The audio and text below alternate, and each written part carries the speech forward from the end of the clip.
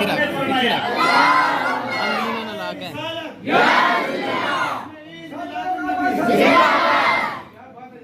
تبھی تو اعلیٰ حضرت نے فرمایا صبح طیبہ میں ہوئی بڑھتا ہے بڑا نور کا، صدقہ لینے نور کا آیا ہے تارا۔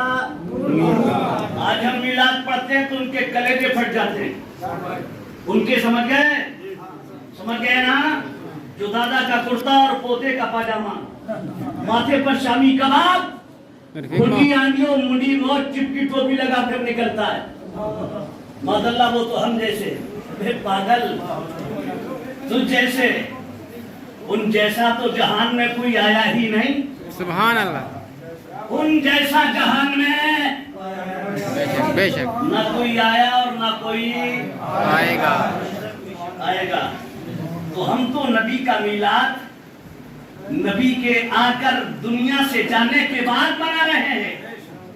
میرے مصطفیٰ کا میلاد تو تب ہوا جب نبی آئے ہی نہ تھے، تب میرے نبی کا میلاد پڑھا گیا، تب میرے نبی کا ذکر ولادت کیا گیا، تب نبی کی آمد کی باتیں ہوئی، تب نبی کے خطبے پڑھے گئے، تب نبی کے تذکرے کیے گئے۔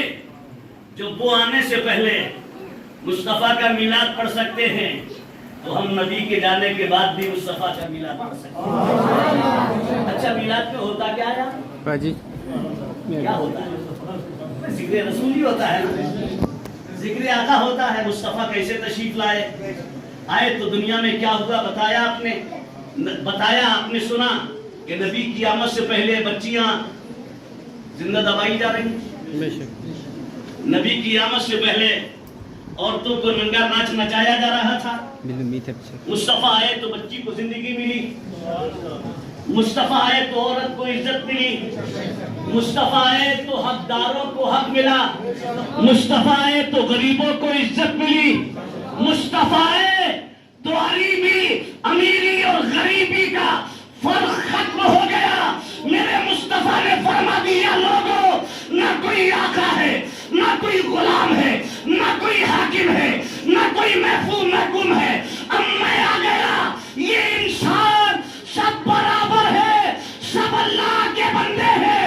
میرے مصطفیٰ نے پیغام دیا، ایک ہی سب میں کھڑے ہو گئے محمود و عیاد، ارے نہ کوئی بندہ رہا، نہ کوئی بندہ رہا۔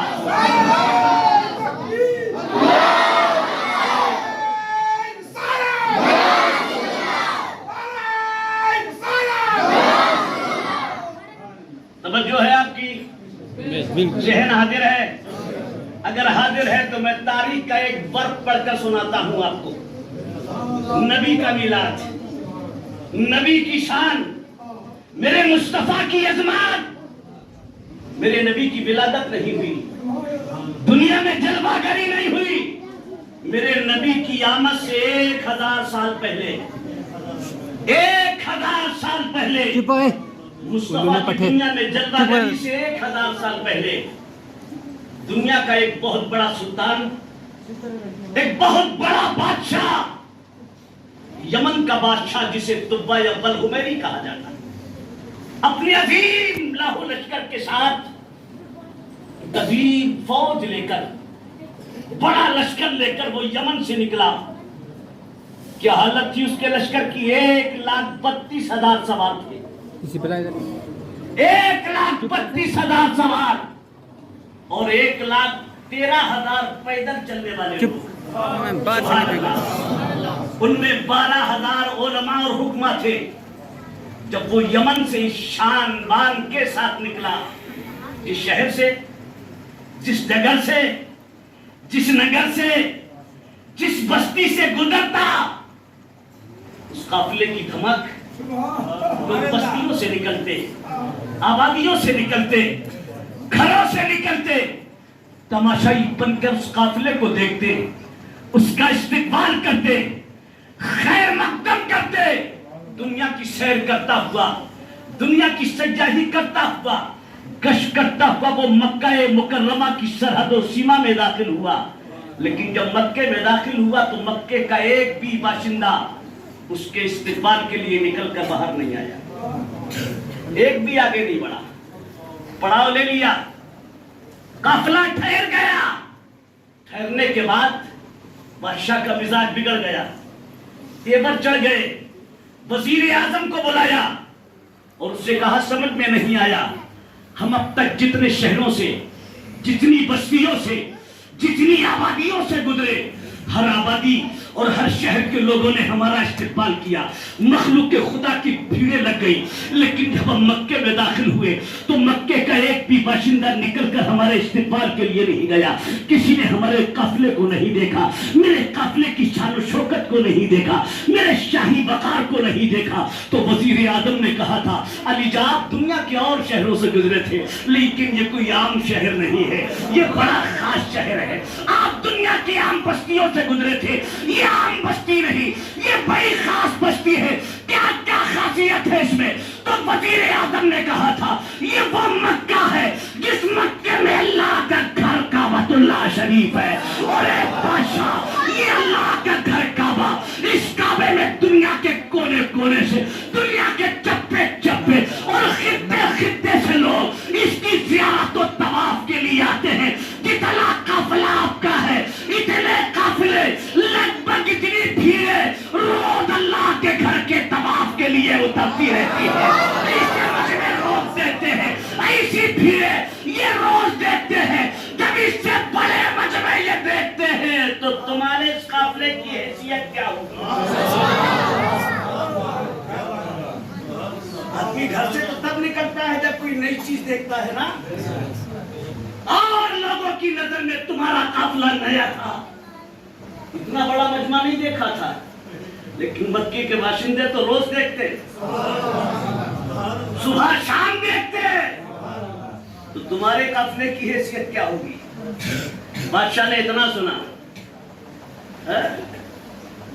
اور سننے کے بعد کہنے لگا اچھا اس گھر کی وجہ سے میری بے عزتی ہوئی شہر میں؟ ماد اللہ اس نے کہا تھا میں اس گھر کو کھدوا دوں گا، اینٹ سے اینٹ بجا دوں گا، ماد اللہ۔ جیسی ہی اس نے یہ ارادہ کیا، یہ جملہ بولا، خدا کی قسم آنن فانن اس کی ناک سے، کان سے، آنکھوں سے بدبودار مادہ بہنا شروع ہو گیا، اتنی بھیانک بدبو اس کے انادہ سے نکلنے والی کہ لوگ گھبرانے لگے، کوئی قریب بیٹھنے کو تیار نہیں، لیکن ساتھ میں حکمہ تھے، فوری علاج و معالجہ شروع ہو گئے، دوائیں شروع ہو گئی، صبح سے علاج شروع ہوا، شام ہو گئی، کوئی فائدہ نہیں، مرض بڑھتا گیا، جوں جوں دوا کی، کوئی افاقہ نہیں۔ شام کو اسی کے قافلے کے ایک عالم ربانی حضرت شامول نامی تشریف لائے بادشاہ کے قریب، کہا کیا ہوا؟ بادشاہ کہا آپ کو نہیں معلوم صبح سے میرا حال کیا ہے؟ کہا پھر علاج چل رہا ہے، علاج فائدہ کا کچھ نہیں۔ علامہ شامول رحمت اللہ تعالی علیہ فرماتے ہیں علاج مرد آسمانی ہے، علاج زمینی ہو رہا ہے، شفا کیا خاک ہوگی؟ مرد آسمانی، علاج زمینی، شفا کیا خاک ہوگی؟ بادشاہ اگر شفا چاہتا ہے تو بغیر دوا کی اپنی نیت اور ارادے سے توبہ کر لے، ابھی ٹھیک ہو جائے گا، ابھی ٹھیک ہو جائے گا، اپنے ارادے اور بدنیتی سے توبہ کر، ابھی صحت یاب ہو جائے گا، ورنہ یاد رکھنا یہ تو چند حکمہ، چند اطباء، چند معالج ہیں، اگر پورے دنیا کے اطباء اور حکمہ کو اکٹھا کر لے، لیکن قسم رب کعبہ کی کوئی دوا تیرے لیے کارگر ثابت نہیں ہو سکتی ہے، یہ مرض نہیں، یہ عذاب خدا بندی ہے، اور یہ تبھی ٹلے گا جب تو اللہ کی بارگاہ میں توبہ کرے گا، صحت یاب نہیں ہو سکتا۔ اتنا سنا فوراً بادشاہ نے توبہ کی، ادھر توبہ کی، ادھر مواد بہنا بند ہو گیا، سبحان اللہ، مواد بہنا بند، اور جیسی مواد بہنا بند ہوا بادشاہ نے کہا تیاری کرو، हम इनाम देंगे। सुभान अल्लाह। हम अब अल्लाह के घर काबे पर गिलाफ डालेंगे। तो अव्वल हुमैरी ने काबतुल्लाह पर रेशमी गिलाफ डाला। वहां के खुद्दाम को, सारे खुद्दाम में से हर एक को 7-7 रेशमी जोड़े और 7-7 अशरफियां। 7-7 अशरफियां।